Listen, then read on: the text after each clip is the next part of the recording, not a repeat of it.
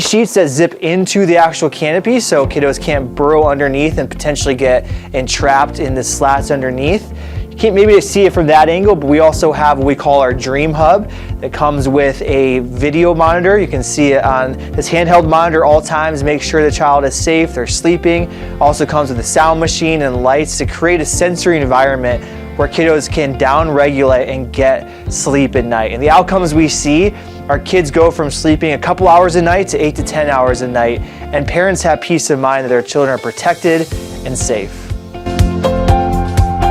Assalamu alaikum, kusoo dhawaada Inside Miracle. Maanta waxaa baldhiganaa sariirta la yiraahdo Cubby Bedka oo sariirta lagu talagalay caruuraha baahiyaha gaarka leh iyo dadka baahiyada gaarka leh.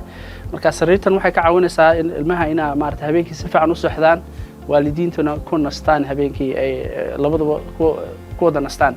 sariirtan nimanka cusbeydiisin baa lagu sameeyay, waxay qaadaysaa kun maarta miisaanka qofka ah.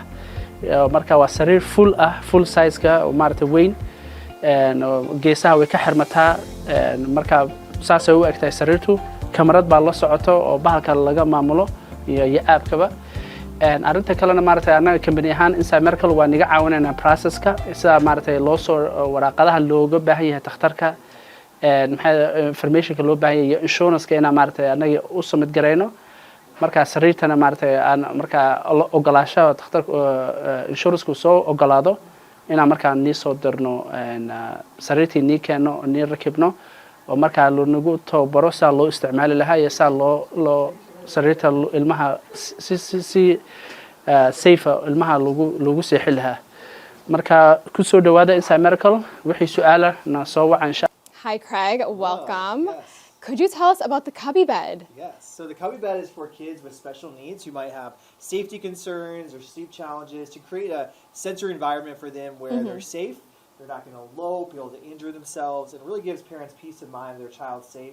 It creates an environment for kids to get the sleep that they really need to really thrive.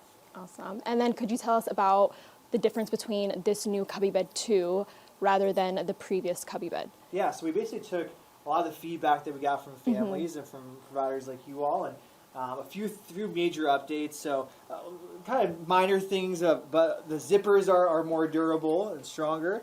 The safety sheets now zip to the outside of the bed so kiddos can't really fixate on zippers or anything like that. We updated our Dream Hub with a better camera, better light, and now it comes with a handheld monitor as well. So people don't have to be on their phone to see what's happening. In collaboration with Mom Cozy. Yes. Could you tell us what patients qualify for this bed? Yes. So many times children who have safety concerns, so they might be eloping at night, injuring themselves, combined with sleep challenges. Oftentimes those are the kids that will qualify, often through Medicaid.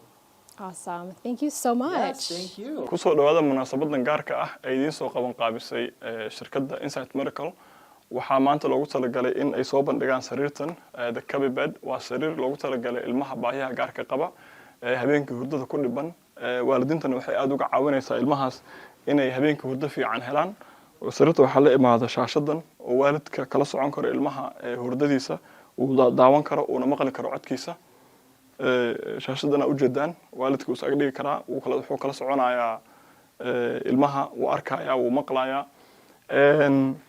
wixii kharash ah inta badan waxa bixiya insurance-ga waxaana kala soo xiriiri kartaan arrimahaas walaalaha Inside Miracle idin jooga wixii khidmad ah xataa xiritaanka rakibitaanka sariirta way idin ka caawinayaan kusoo dhawaada.